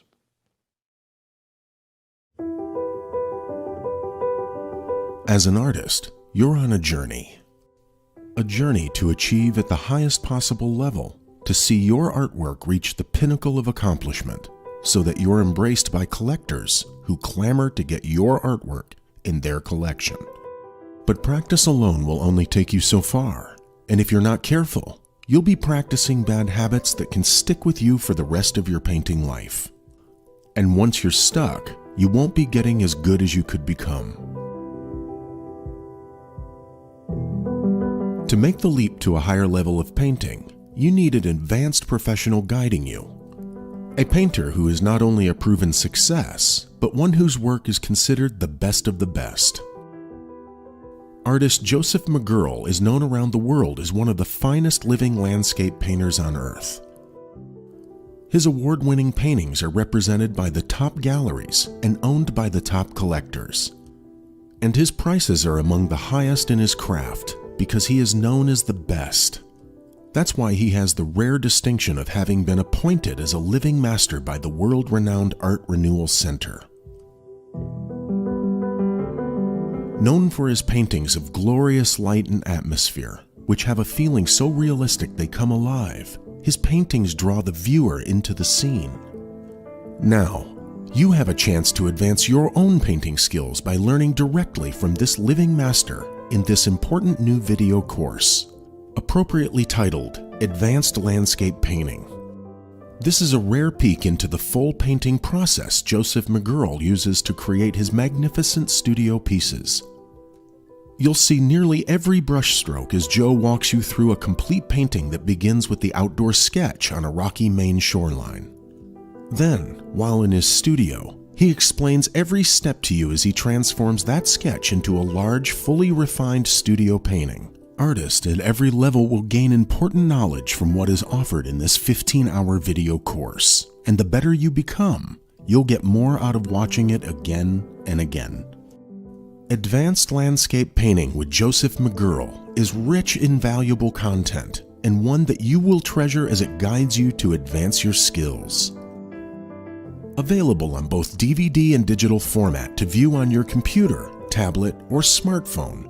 Be sure to order your copy today.